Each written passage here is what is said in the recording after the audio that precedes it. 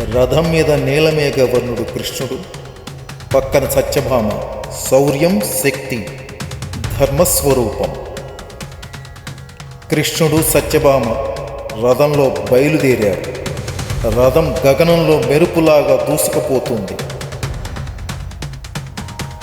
నరకాసురుడు తన రాక్షస సైన్యంతో రగిలిపోతున్నాడు. శ్రీకృష్ణుడు రథంపై నుంచే యుద్ధం చేశాడు. ఒక దశలో నరకాసురుని ఆయుధం కృష్ణుని హృదయంపై దూసుకొచ్చింది. క్షణంలో కృష్ణుడు రథంలో మూర్ఛపోయాడు. యుద్ధం ఆగలేదు, ధర్మం వెనుతిరగలేదు. సత్యభామ రథం నుంచి దిగింది, త్రిశూలం చేత పట్టింది.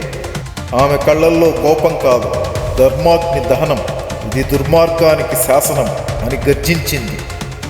ఆ త్రిశూలం నేరుగా దూసుకెళ్లిన నరకాసుని హృదయంలో దివ్యాగ్నిలా ప్రవేశించింది.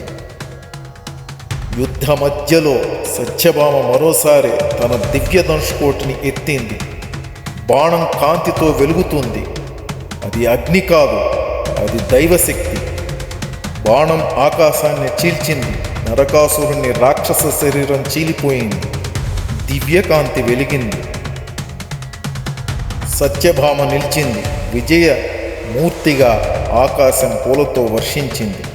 కృష్ణుడు కళ్ళు తెరిచి చిరునవ్వు విసిరాడు. ధర్మయుద్ధం ముగిసింది.